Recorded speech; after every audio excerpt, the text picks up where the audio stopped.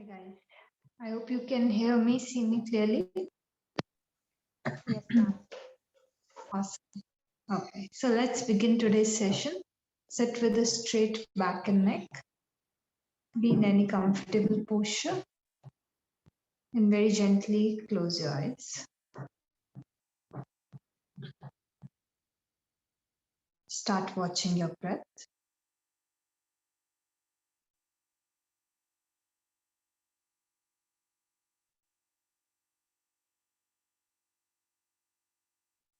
Watch the natural flow of your breathing as you are inhaling and exhaling.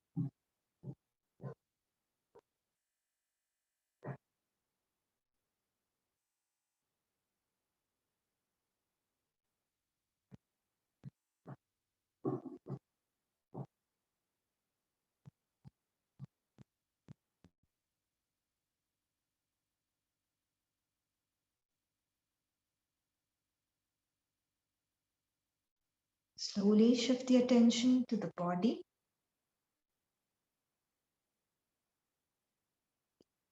Observe the alignment of your body.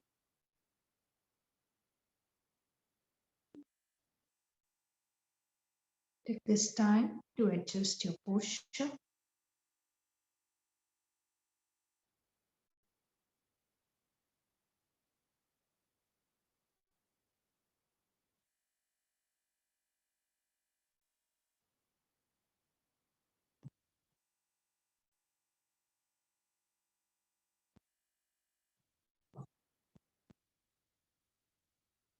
Gently come back to the breath and begin to deepen your breathing.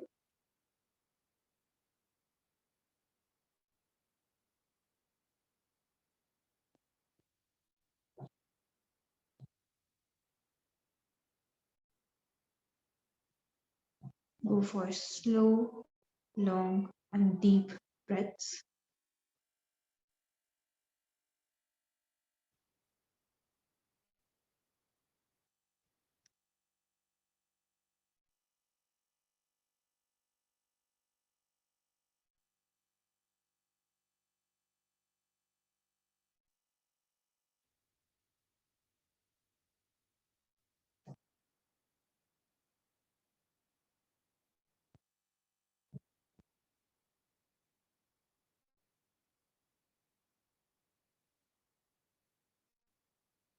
We'll be chanting Om 3 times, followed by 3 Shantis.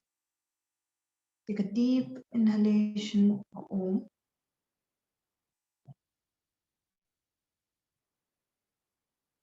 Om. Om.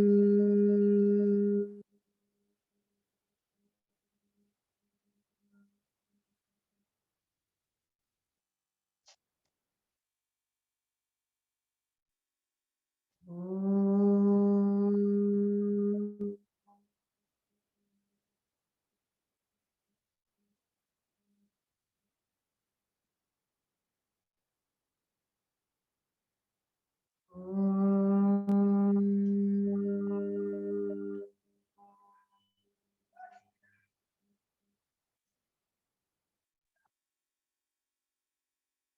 Shanti, Shanti, Shanti.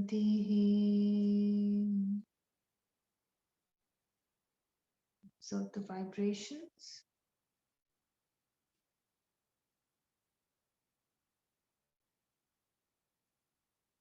Join your palms together and begin to rub your palms together.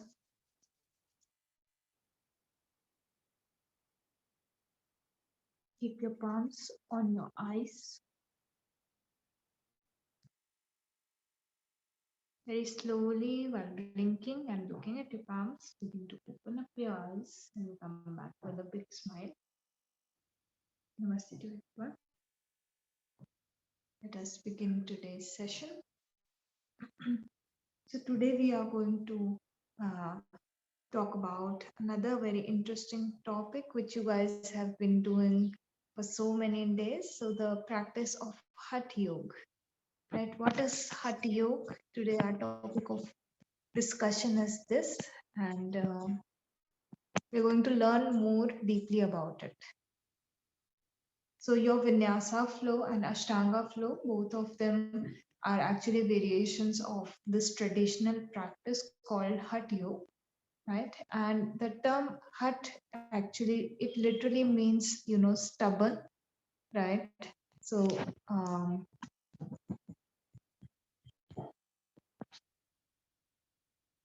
and this term is divided into two terms.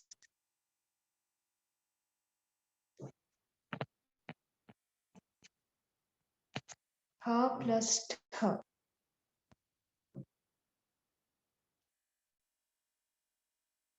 So when we look at this division, we understand why we are doing this practice. Okay, so Hat Yoga, here Ha, this term means your right nostril.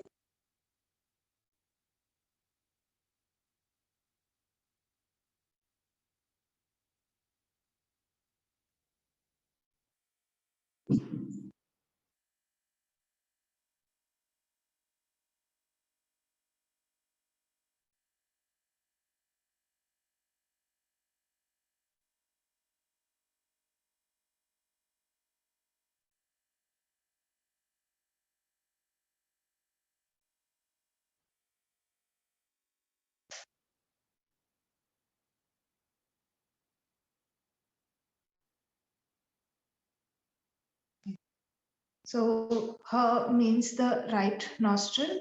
It also represents the energy of the sun. In terms of the pranic flow, it represents the Pingla Nadi, Pingla, Pingla Nadi.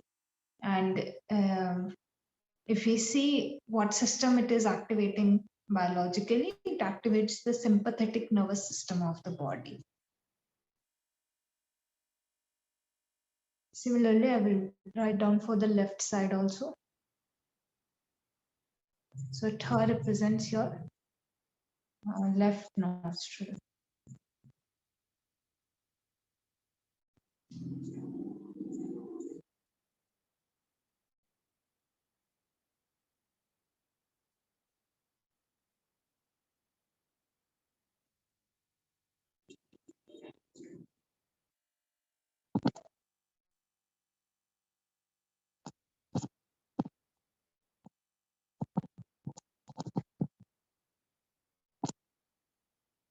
Tha represents the left nostril or the moon energy, and also in terms of the energetic channels, it represents the Ida Nadi, IDA, Ida Nadi, and parasympathetic nervous system of the body is activated when the left nostril becomes dominant.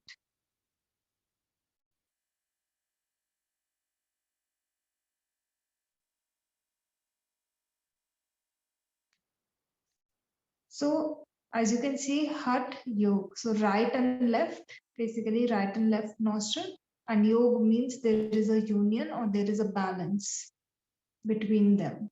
So when there is balance between the Ida and Pingla Nadi, or right nostril and left nostril, that moment that is actually what Hatha Yoga is aiming to do. It is trying to induce this balance in the body, in the you know pranic body as well, so that you can get prepared for the practices of Raj Yoga, like meditation, right? So when you do follow through these practices properly, right, whatever practices are given in Hatha Yoga, you automatically enter Raj Yoga, right? So right now, when you guys do meditation, maybe there is a lot of disturbance, your body moves a lot, right? Your mind is constantly, troubling you, it's not allowing you to be with the object. So as you perfect the practices of Hatha Yoga, you will see all of these tendencies of the mind, they get really, really reduced. So when you do asana practice also, after your class, you feel good, right? And you also feel as if the mind is calm, when you do the breathing practices, again, you feel that the mind is calm, right? After your class, you feel when you started the class and after your class, there is a change, there is a difference, right? So when you perfect these practices, right? So right now we are just beginners.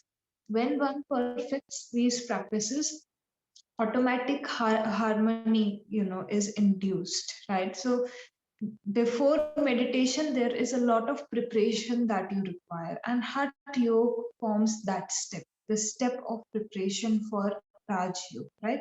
So some practices of Hatha Yoga eventually merge into Raj Yoga. So there is like not a lot of difference has been given, right? In Hatha Yoga books, you will also find some practices of Raj Yoga, but they are given in an order where they blend very easily into the Raj Yogic practices, right?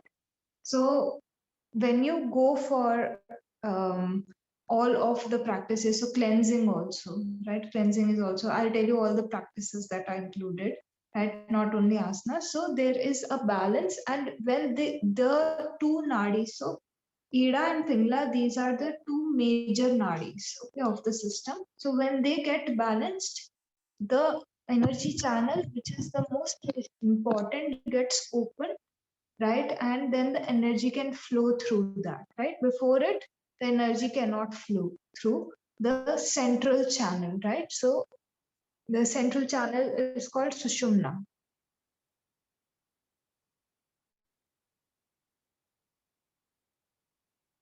Sushumna. Sushumna Nadi. Nadi.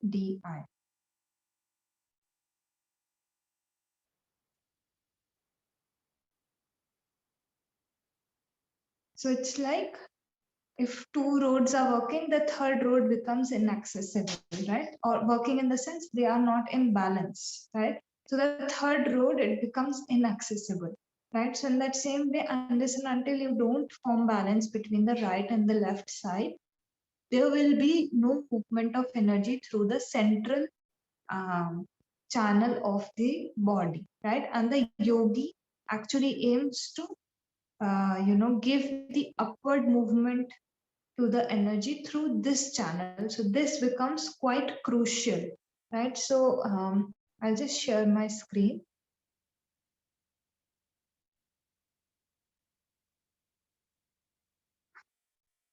Right. Yes. Okay. So you would have like in a lot of places of homeopathy also. This diagram is very commonly seen.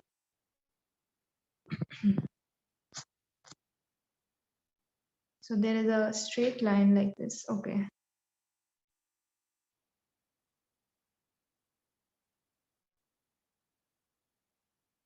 Yes, and then there is something like this is going on. And same.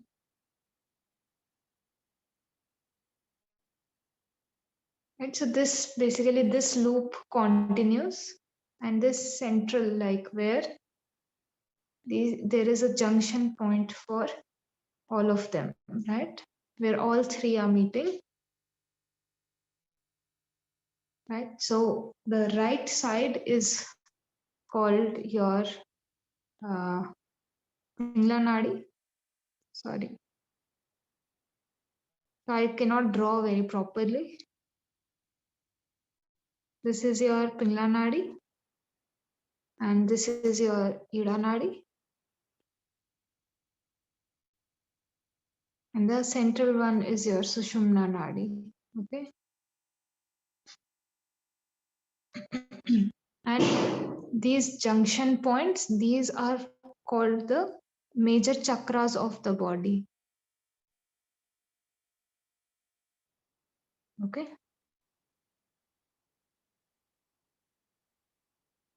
Okay, wait. It's getting.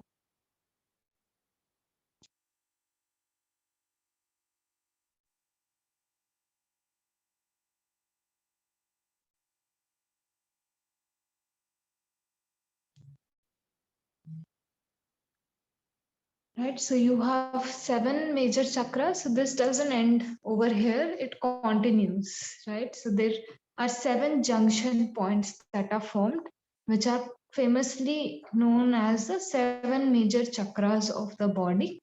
And they are the major chakras because they are formed by the major energy channels in the body. So these 3 energy channels form the major energy channels in the body, right?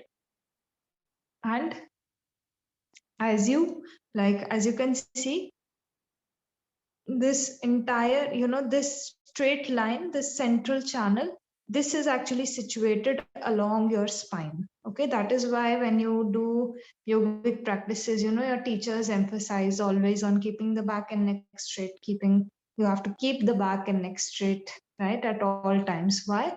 Because the flow of energy won't be able to take place properly if the back and neck don't remain straight, because these major energy channels are located along your spine, right? So when the right and left side they get balanced, the energy begins to move through the central channel, this channel, right? And the aim of the yogi is to make this movement upward. Okay, so upward movement of this energy is the aim of the yogi. Any doubts in this? No, ma'am. All right. So I'll stop sharing. Have you guys noted this down? Yes, ma'am. All right. Great.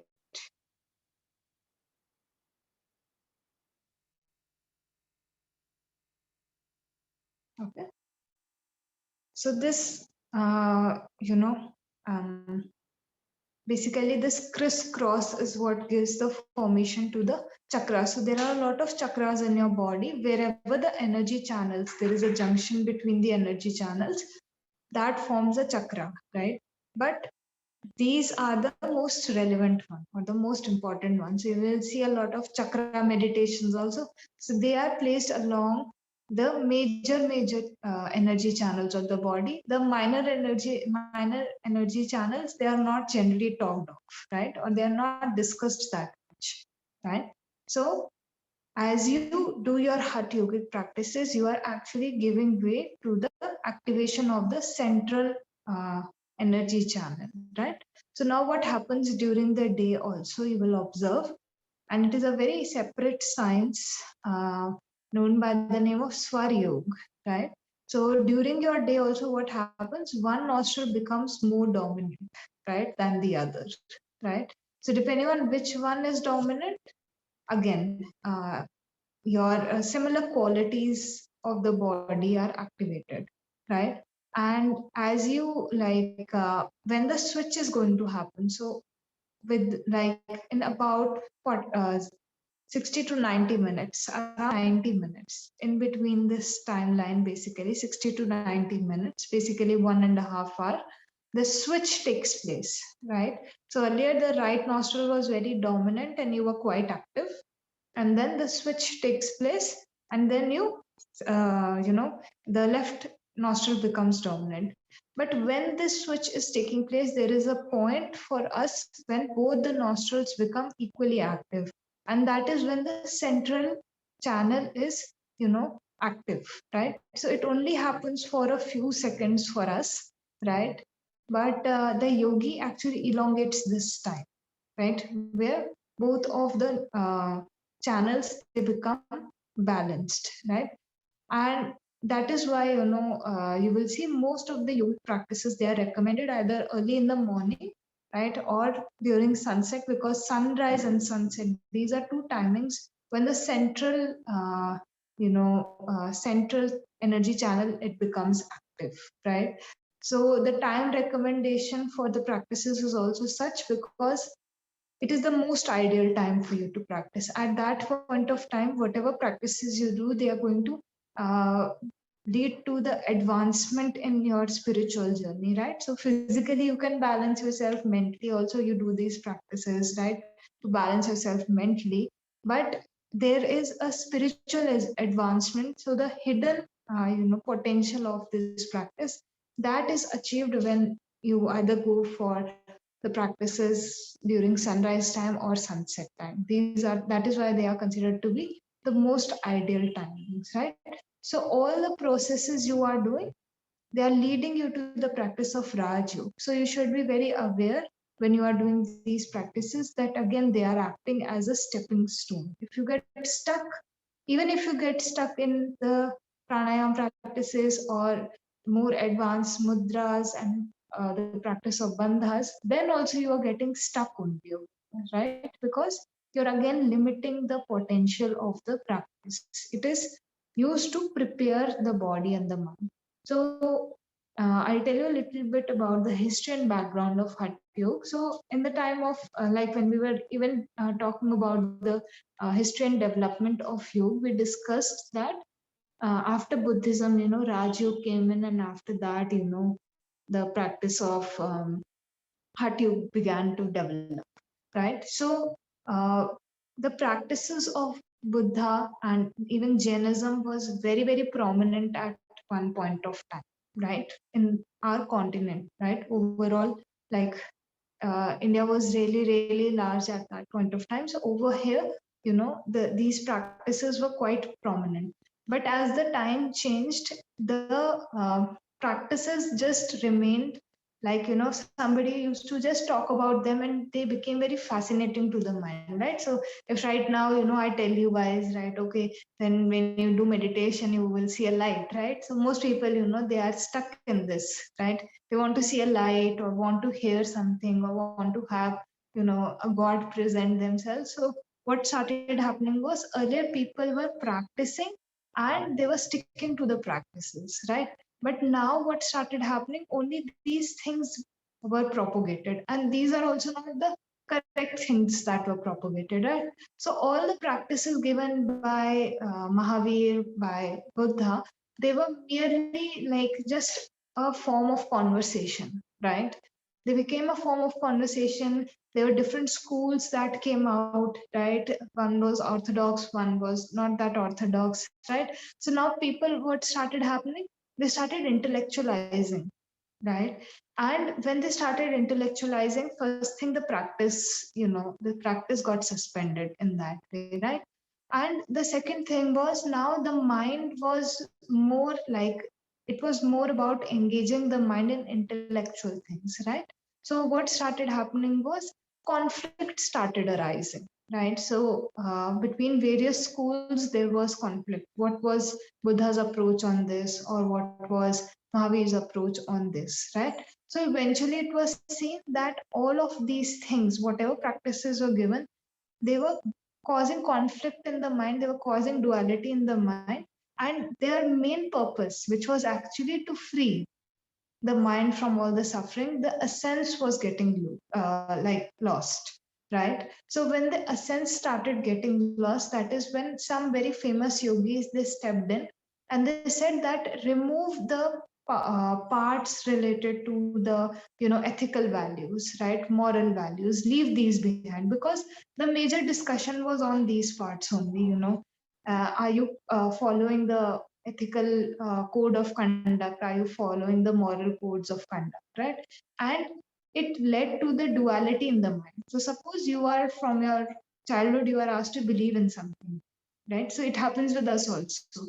So suppose you come from a particular belief or a particular background, right? And then suddenly maybe where you are going, so suppose your school or your college, that is of a completely different belief, right? So when you enter this kind of environment, the mind gets dual, right? You will see a lot of children, they go into duality, right? So what starts happening is one belief system you are following, and then the other belief system is asking you to do something else. So this conflict and duality begins to come up in the mind, which leads to a lot of like the generation of a lot of guilt in the mind, right? So if I'm asked to, do something where I come from, right? And then where I go to, there the completely opposite practice is given, right? So it will create a lot of guilt in my mind, because now am I able to follow where what I was taught, right? And then the practice that I am doing, again, it is, even though I'm doing it, but it is again and again creating that conflict. So Hatha yogis, they removed these portions. They said that even to practice discipline, you need to prepare yourself, right? So you cannot directly sit for meditation, right? They said that discipline is very tough. Okay, discipline is very, very tough, and some training has to be given to the body and the mind before you work on the purification of the mind, right? So they removed the codes of conduct. So if you read about Buddhism, Jainism, they have their own moral values, right? And they form a prerequisite. So you cannot enter the practices unless and until you follow them. So Hatha Yogis, what they did, they changed the sequence a little bit. They said that remove this part, right? Begin from Shat Karma, begin from asana, right?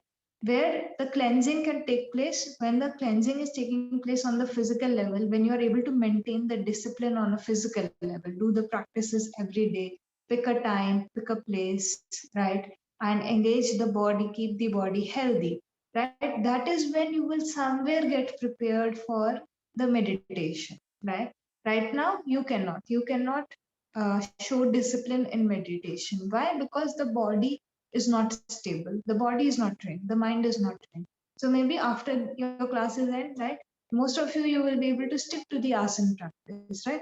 But maybe meditation will get very, very difficult for you to do. So your classes, they are, every day they are reinforcing the practice. But even after 28, 20, 26, 28 days, meditation, when you do it on your own, it might seem a little bit tough, right? But asana you will be able to follow, because Hatha Yoga understood this tendency, right? Where the body has to be stabilized first, right? So first you begin with this training, then you begin to gain control over your prana, right? Then with the mudras, you direct that prana, right? And with bandhas, you lock it somewhere, right? So this vital energy, you lock it somewhere, right? Before all of this comes Shat Karma. So unless and until you are not cleansing yourself, the toxins are not released, then it will have a direct impact even on your flexibility, right? So all of the sequence was set just to get you in line, right? So after you perfect even asana, right? You will see the dualities of the mind, they cease to exist. Okay. And it's a very easy, it becomes so easy for you to just sit and do meditation, right? So right now our focus is what? Perfecting of asana. First thing you should do that. But Hatha Yoga overall includes a set of practices, right? So depending on which text you are consulting, there are different practices that are given. The most important text for you guys is Hatha Yoga Pradipika.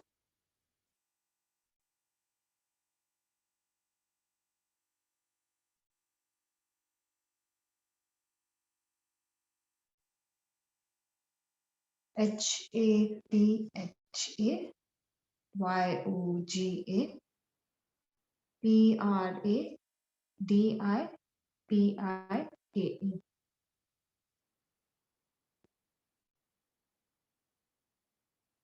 Pradipika, this means, throwing the light on something, or maybe when you do the practice, it is self-illuminating. So there are two meanings. One is that it is throwing a light on something, and second thing, the practices are such that they. Ma'am, Yes.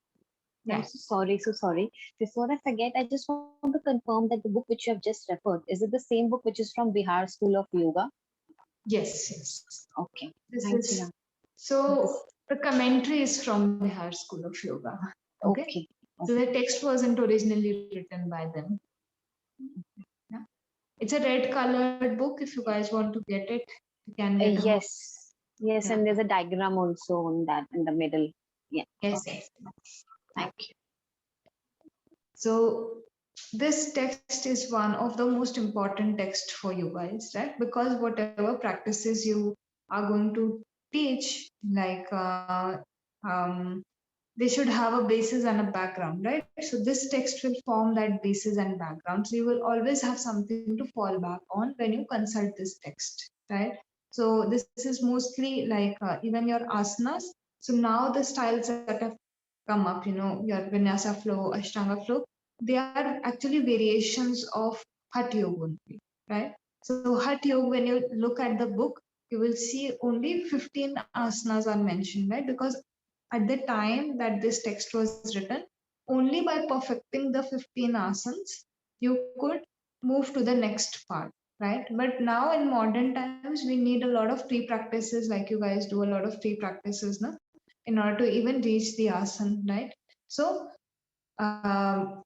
now the variations have come up because of this reason only. But at the time that this text was, written, at that point of time, just the 15 asanas, if they were perfected, then the person was ready for the next limb, right? So this text overall, has 4 chapters, right? Total of 4 chapters, and the last chapter is mostly about the practice of Raj Yoga. Okay.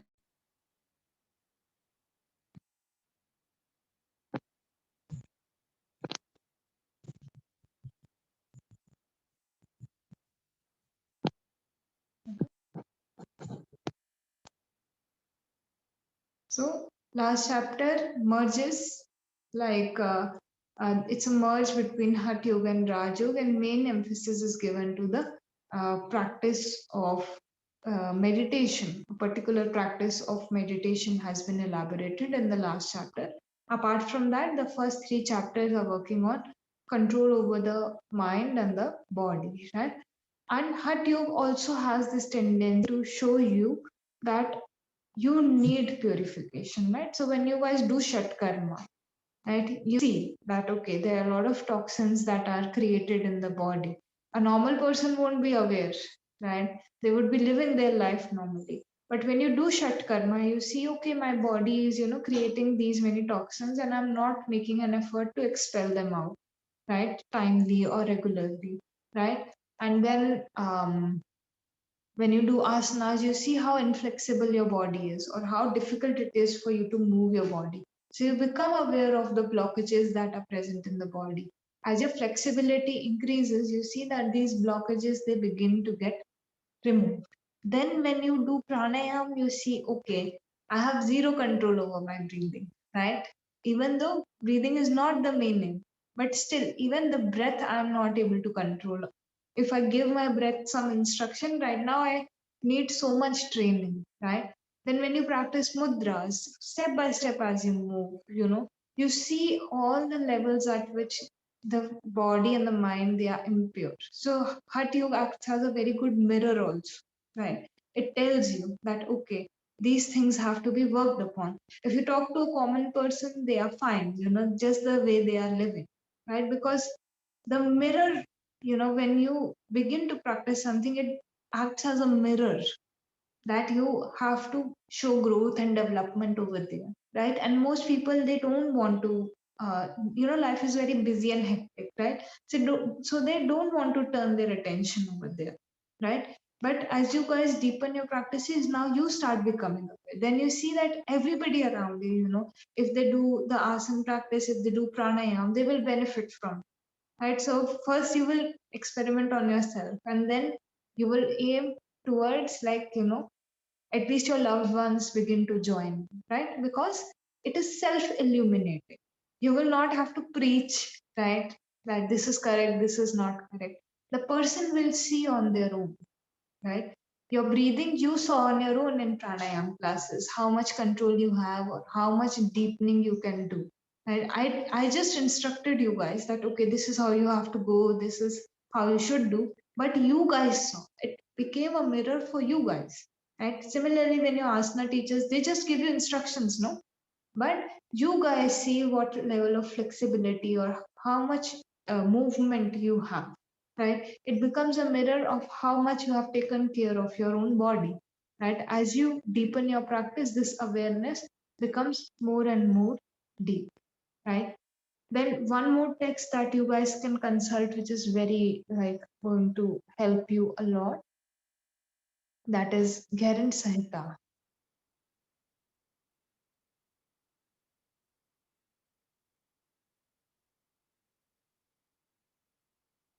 𝐺HERANDA. 𝐴HRIN Samhita, SAMHITA.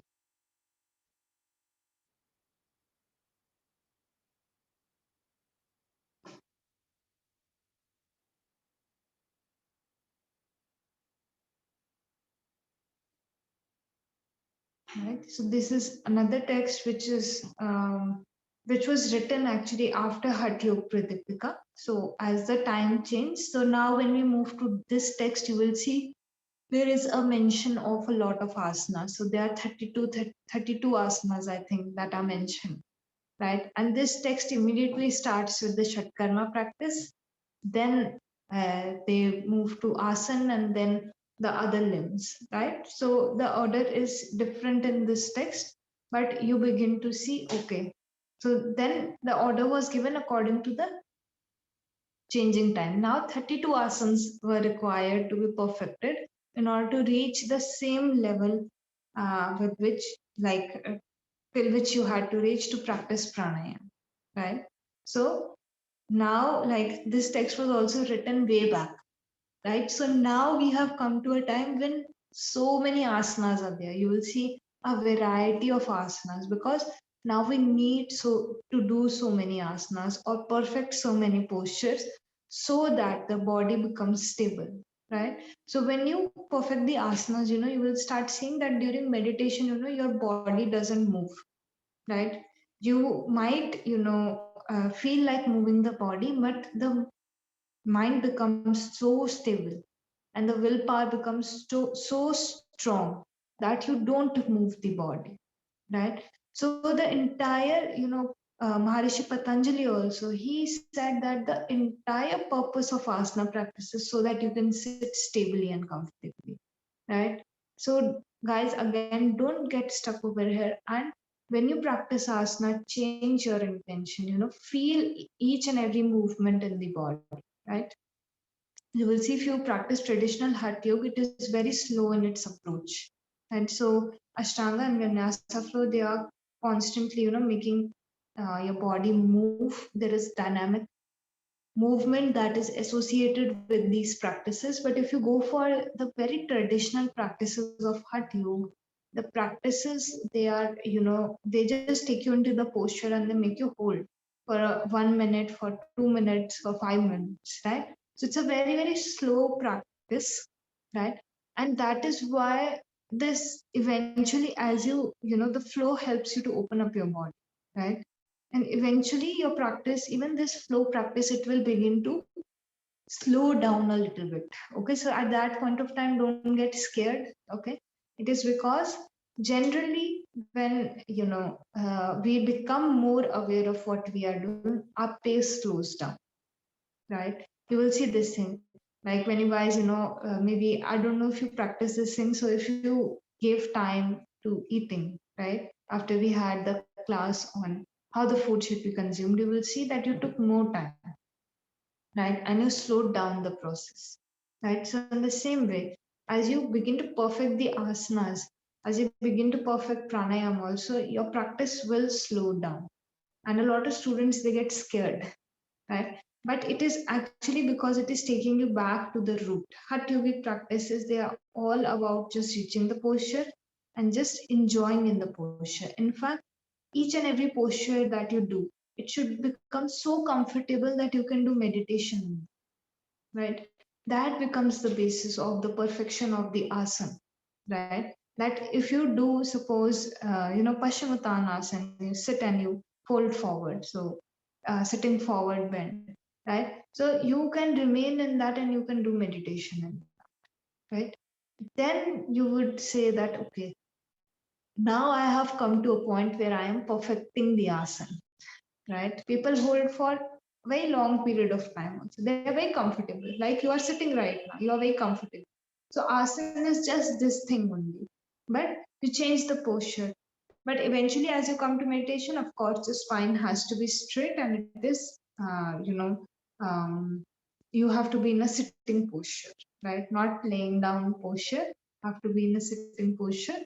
So eventually it will take you over there. So you will see that when you read 𝐴HRIN Samhita also, so again, Bihar School of Yoga has a very beautiful commentary on this text also. It is a thick book, right? But again, when you read it, you will get more insight, and maybe you might connect more with this text because this is closer to our time, right? Hatyuk Pradipika, that's very old. So if you read Hatyuk Pradipika, you will feel as if, okay, it will take me a lot of time to do this thing, right? It will seem very advanced. But 𝐾𝐴𝐴 Samhita, a lot of asanas that you do today, they are mentioned in this book, right? Same goes for the mudras, and 𝐾𝐴𝐴 Samhita has practices of, dharana and even of meditation, right? So it is taking you to the till the final, like it's again merging the Raj yogic practices along with the Hatha yogic practices as a conjunction, how you can go in one flow. And 𝐾𝐴𝐴 Samhita is much more interesting to read because it is in conversation style, okay? Like Bhagavad Gita. So a lot of people, they read this text, right? We will have a separate class on it.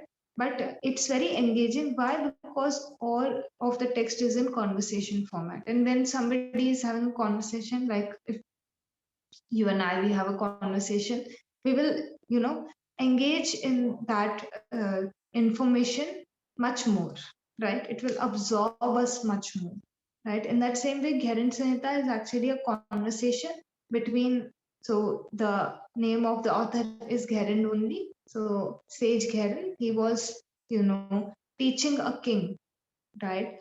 And when he was teaching him, so this entire conversation took place, and this entire conversation was noted down, and then this text came up, right? So again, this text is much more easy to connect with, and if you feel like deepening your knowledge, you can move to Hatyuk Pradipika also, but there are limited practices in this text, right? So any doubts so far? Any doubts in anything? No? No doubts? All right. Okay. So I'll like finish the class with one final note, right? So from today,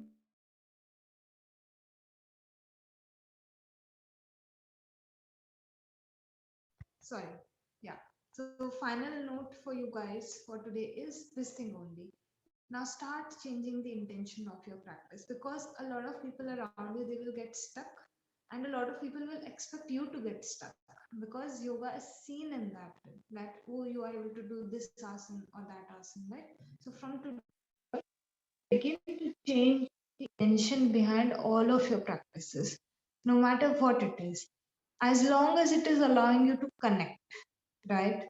Then it is the practice. If it is leading you, like it is acting as a distraction or a way of disconnecting, right? Then you are not practicing you. Okay, because you will see a lot of people who practice asanas, they use it as a distraction only, right? So if your mood is off, you will get up and you will do asana, right? So you will try to avoid that thing. Yeah. But you guys, when you do asana, you will feel more connected to that thing, right? And because you are observing it, so when you do asana, you just observe that thing, you don't react, right? Suppose I'm feeling very sad. Okay. So now if I start doing asana, I will start observing my sadness instead of constantly going in a mental loop about it and creating a reaction in my mind, right? So when you practice the asana, you are stopping the reaction, right? And you come in a place of observation. So you are not running away, right? As long as you are connected to your practice. If you are just doing it like to jump around like monkeys, then again, it will become what? It will again become a source of, distraction, right? So as long as it puts you in an observational stage, it is okay to observe your sadness also. Okay, it is all right. It doesn't mean that every time you get up and do asana, you have to feel good only, right? Some people, they stretch themselves too much because they're looking for the feel good factor, right? For that, you guys can go to gym, you guys can go join a dancing class. I told you guys, there are so many interesting things out there. You guys can do those.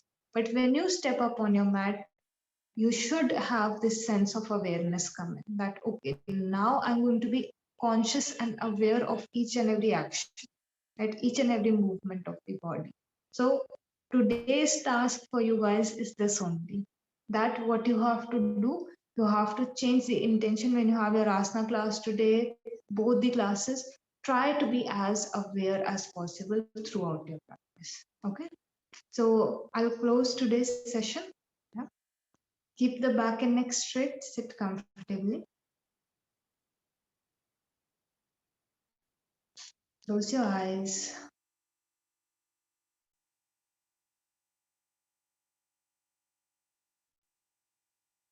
We will end our session by chanting Om one time, followed by 3 Shantis.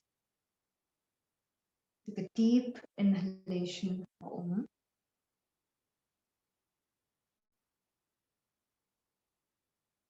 Om.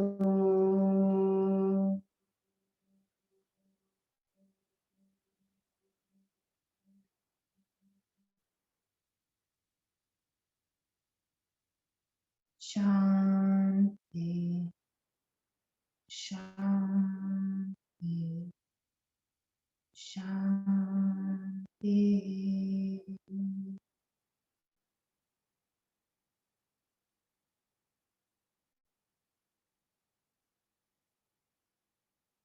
Join your palms together and gently bow down.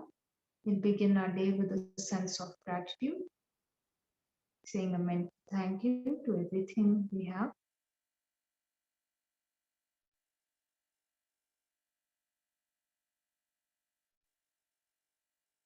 Begin to rub your palms together.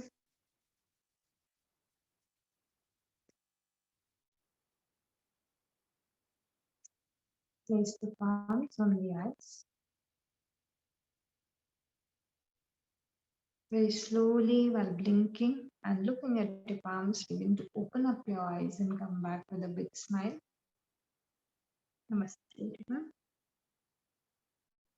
I will see you all for your pranayam class in the afternoon. Take care, guys. Bye-bye. Thank you, ma'am. Bye-bye. Thank you. Bye-bye.